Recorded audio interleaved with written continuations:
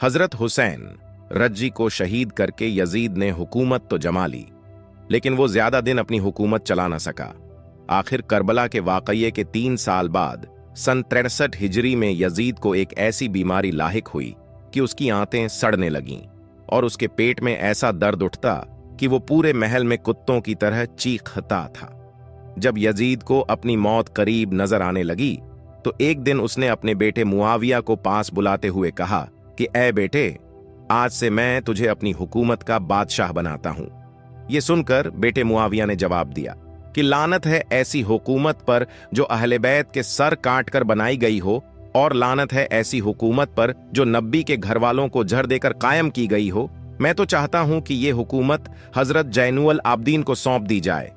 बेटे का ऐसा जवाब सुनकर यजीद के तो होश उड़ गए, लेकिन इत्तेफाक कि उसी दिन शाम को उसकी मौत हो गई और वो इस दुनिया से जिल्लत के साथ चला गया।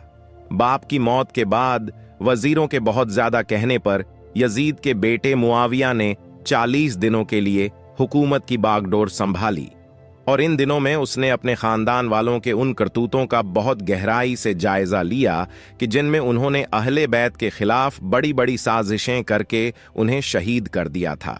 आखिर 40 दिनों बाद यजीद के बेटे मुआविया ने सभी वजीरों को मस्जिद में जमा करके आम ऐलान कर दिया कि आज से मैं हुकूमत से दस्तबरदार होता हूं, क्योंकि मैं ऐसी जालिम हुकूमत के तख्त पर बैठते हुए अल्लाह से डरता हूं कि कहीं अल्लाह मुझे कयामत के दिन लोगों के सामने रुसवा ना कर दे। यजीद के बेटे मुआविया की ऐसी बातें सुनकर सभी हैरान रह गए और फिर बहुत कोशिश की कि किसी तरह मुआविया हुकूमत को अपने हाथ में ले लें, लेकिन वो इस बात के लिए बिल्कुल राजी नहीं हुआ। आखिर मजबूर होकर लोगों ने मरवान बिन हकम को अपना बादशाह बना लिया।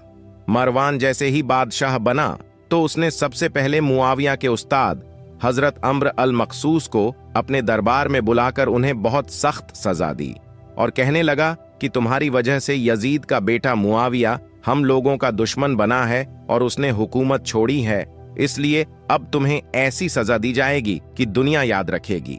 इतना कहकर मरवान ने कब्रिस्तान में एक गड्ढा खुदवाया और फिर उन उस्ताद को जिंदा ही उस गड्ढे में दफन कर दिया। वो बेचारे अंदर ही अंदर तड़प तड़प कर शहीद हो गए।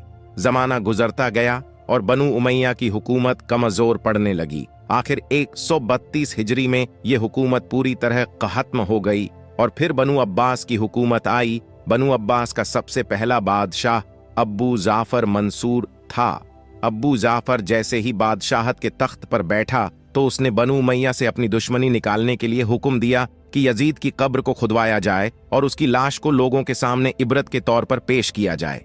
जब अबू जाफर मंसूर के हुक्म पर यजीद की कब्र खोदी गई तो अंदर उसकी लाश का अंजाम देखकर लोगों के होश उड़ गए, क्योंकि यजीद की कब्र में बहुत ही जहरीले कीड़े भरे हुए थे और उसकी लाश को देखकर ऐसा लगता था जैसे उसे लोहे से पीटा गया हो।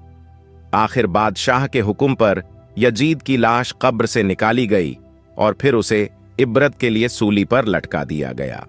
अबू जाफर मंसूर ने लोगों में खड़े होकर आम ऐलान किया कि ऐ लोगों, देख लो, जो भी अहले बैत के साथ बुरा सुलूक करेगा उसका ऐसा ही बुरा अंजाम होगा।